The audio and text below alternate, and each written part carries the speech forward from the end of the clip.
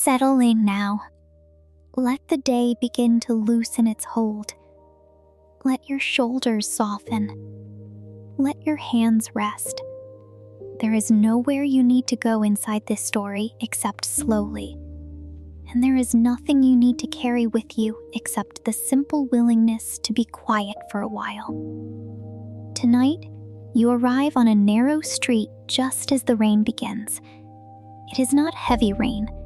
It is the kind that appears gently in the lamplight, fine and silver, touching the pavement, the window glass, the awnings, and the dark leaves of small trees planted along the curb.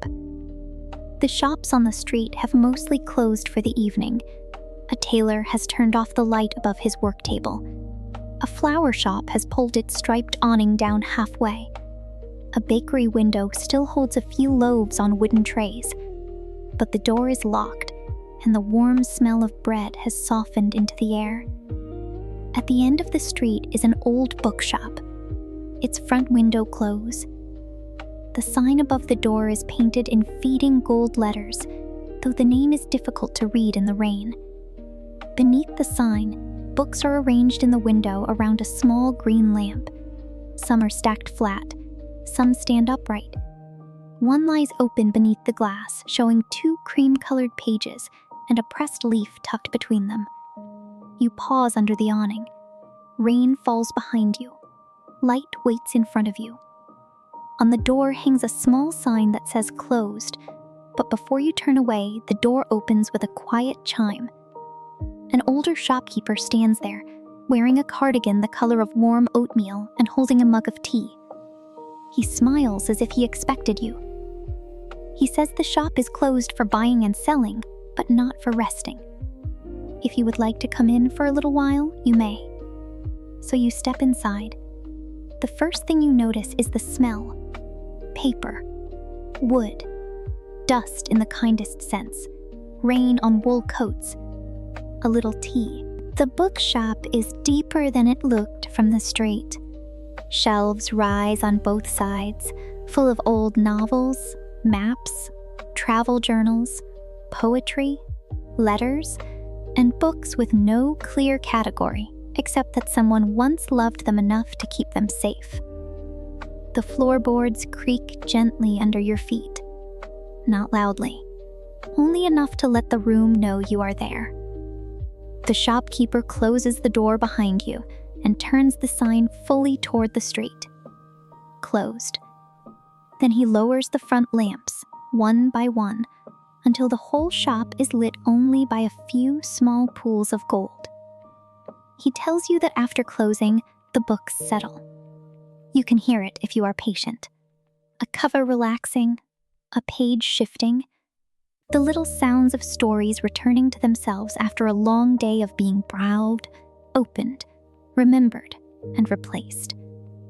You walk slowly between the shelves.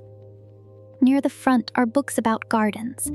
Their covers are green and cream, with drawings of roses, moss, walled courtyards, and old glass houses. Farther along are books about trains, ships, villages, mountains, islands, winter roads, and quiet cities in rain. You take one book down, then another. You do not need to read them. It is enough to feel the weight in your hands, enough to notice the paper, enough to know that every book can wait. This is one of the kindest things about books. They do not become impatient when you are tired. They do not ask why you stopped in the middle. They simply hold your place, quietly, until you are ready again. At the back of the shop, a curtain hangs between 2 tall shelves. It is dark blue, slightly faded, with small embroidered stars along the edge. The shopkeeper notices you looking at it and nods. There is a reading room back there, he says. Very small, very quiet. You may sit as long as you like. You part the curtain and step through. The room behind it is no larger than a bedroom, but it feels complete.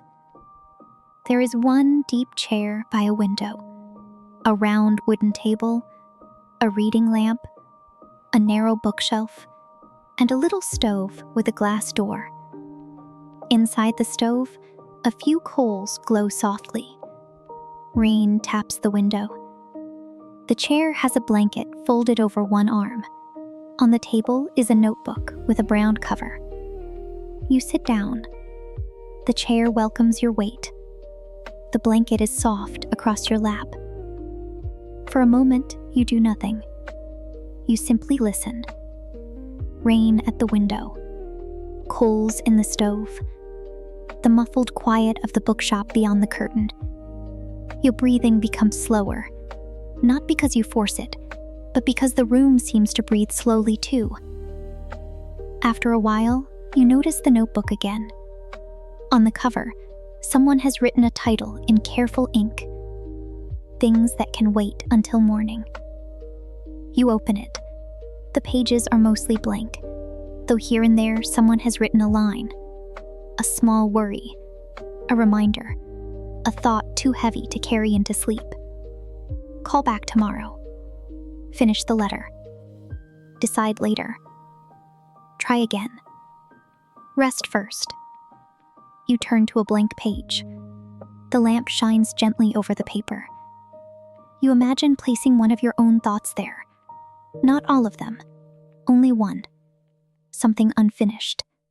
Something that has been asking for attention, even though the hour is late. You do not have to solve it. You do not have to explain it. You only place it on the page. Then another. Then perhaps one more. Each thought becomes lighter when it is written down, or even only imagined there. The notebook does not fix anything. It does something quieter. It promises to hold the thought until morning, so you do not have to. You close the notebook. The room grows warmer. The rain grows steadier. Beyond the curtain, the shopkeeper moves softly through the shelves, turning out one more lamp, then another. The bookshop becomes darker, but not less welcoming. It feels as if the darkness is another blanket being drawn over the room. You stand and wander back into the main shop. Now the shelves are shadowy and tall, like trees in a gentle forest. You walk past travel books and cookbooks, books of old letters, books about clouds, books about rivers, books of poems so thin they seem to weigh almost nothing. On one shelf, a little sign says, "For long nights." There are only 4 books there. One has a blue cloth cover. One is bound in soft brown leather. One is pale gray, with no title on the spine. One is small enough to fit in a coat pocket. You take the small one. Inside, the first page says, "You do not need to read all the way to the end." You smile a little. That is a good thing for a sleep story to say. You carry the book back to the reading room and sit again in the chair. The pages open easily in your hands. The story inside is about a person who spends an evening in an old bookshop after closing, listening to the rain and learning that not every thought needs to be followed. It is almost exactly where you are, or perhaps you are where it is. In the story, the person walks through aisles of shelves, taking each worry and giving it a place. The worry about tomorrow goes between 2 heavy dictionaries, where it can be pressed flat and harmless for the night. The memory of something awkward said earlier goes into a book of weather, where it becomes only a small passing cloud. The feeling of being behind goes into an atlas, where all distances become gentle and all roads have somewhere to rest. The wish to have done more goes into a book of gardens, where seeds sleep underground for a long time before anything green appears. You turn the page slowly. The rain continues. The stove gives a tiny click as the metal cools and warms. The shop seems to grow larger around you, not physically, but in the way quiet places sometimes do when you stop asking them to entertain you. Each shelf becomes a wall of patient company. Each book becomes proof that things can wait in darkness and still be there when morning comes. The shopkeeper returns with a tray. He has brought tea. 1 small pot, 1 cup, a little dish with 2 biscuits. He sets it on the table and says nothing more than, "For later, if you like." Then he leaves you in peace. You pour the tea, steam rises, the cup is warm in your hands. Outside the window, rain slides down the glass in long, uneven lines. The street beyond is blurred. A lamp, a wet awning, the dark shape of a tree, the faint reflection of the bookshop window. You take a small sip. Warmth spreads through you. The book rests open on your lap. For a few minutes, you read only a sentence here and there. The words are soft. They do not ask to be remembered. They are there to pass gently through the mind, like rain through leaves. After some time, you hear the shopkeeper at the curtain. He asks if you would like to see the upstairs room. There is a small guest room above the shop, he says. It is kept for nights like this. Nights when someone needs a dry window, a quiet bed, and the company of books sleeping below. You take the small book with you, along with the notebook titled "Things That Can Wait Until Morning." The shopkeeper leads you through a narrow door near the back shelves and up a staircase that turns once, then twice. The stairs smell of old wood. At the landing, there is a small downed window. Rain beads on the glass. Beyond it, the rooftops are dark and shining. The guest room is simple. A bed with white sheets, a quilt in faded blue and red, a small desk, a lamp, a shelf with 3 books and a ceramic vase holding 1 dried sprig of lavender. The room is directly above the bookshop, and though you cannot hear the books, you can sense them below you. Hundreds and hundreds of quiet pages, all resting in the dark. The shopkeeper says goodnight. The door closes softly. You are alone in the room, but not lonely. You set the notebook on the desk. You set the small book beside it. You remove the blanket from the chair and fold it at the foot of the bed. Then you turn the lamp down low. Before lying down, you open the notebook one last time. On a fresh page, you imagine writing, "Everything else can wait." The sentence looks simple. It feels true enough for tonight. Everything else can wait. The notebook waits quietly on the desk, keeping its gentle promise.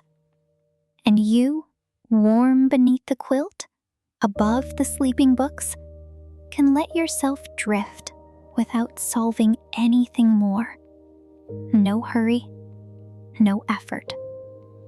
Only rain on the window, only pages in the dark, only the old bookshop, holding the night carefully around you. Good night.